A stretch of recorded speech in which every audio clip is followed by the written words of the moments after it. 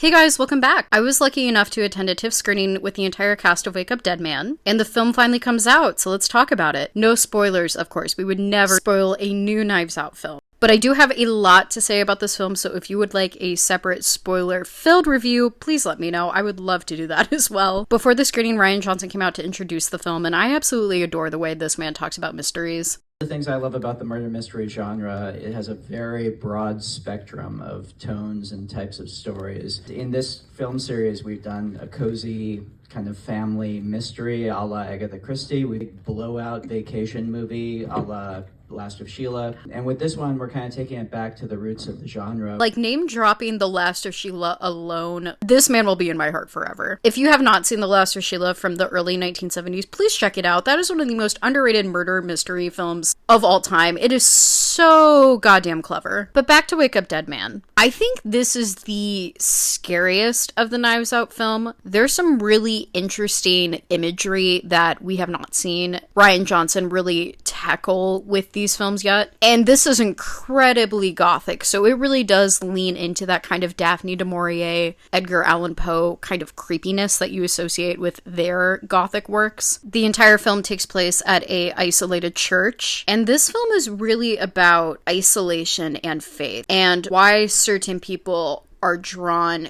to the individuals and the beliefs that they are. And other individuals can claim to hold the exact same beliefs, but live their lives in incredibly different ways. And I thought that was kind of profound given kind of how light we usually think that these movies are. And I think the ideas in this film are the most interesting part about it. Unfortunately, my largest critique for this film is, unlike Knives Out and Glass Onion, I think despite having an amazing cast, this film does the worst job of utilizing that ensemble to its fullest potential. There are some characters that have so much to do, and others that, despite their immense talent, I mean, you have some incredible actors here, guys, they get almost nothing to do, and I think that's really unfortunate because Knives Out and Glass Onion balance that high wire act of making sure that everyone has a moment, and Wake Up Dead Man really does not. That being said, the actors that are at the forefront in Wake Up Dead Man give great performances. It's not a spoiler because you find out within essentially the first 90 seconds of the film, but Josh O'Connor is the lead of this film. I would say Benoit Blanc is supporting, honestly, for most of it. Josh O'Connor plays a young priest, and he is the person that we will be following as the audience for the film. And his character is so incredibly compelling. It is one of the most interesting, nuanced, and compassionate portrayals of a born-again Christian that I think I've ever seen on film. And you're just rooting for his character the entire time. Wake Up Dead Man has some genuinely fantastic conversations and monologues about faith in this film. Unfortunately, I think it comes at the expense of the whodunit a bit. In my opinion, Wake Up Dead Man has the most convoluted of the final explanations for the crimes compared to the other films. But overall, I really enjoyed this. I walked out of the theater thinking it was my favorite of the Knives Out films. I think in retrospect, I still prefer the first Knives Out a tiny bit more. However, I think this has the most complicated conversations of any of the films, especially surrounding faith. And that reminds me, the trailer for The Testament of Anne Lee also recently dropped, and that film also has some fantastic conversations about faith and religion. So if you would like me to review The Testament of Anne Lee next, please let me know. I actually got to ask Mona Fastfold a question at my screening for The Testament of Anne Lee, and I thought her answer was really interesting, and I would love to talk about that film, so let me know if you want to see that. Alright, so that's my review for Wake Up Dead Man. Thank you guys so much for watching.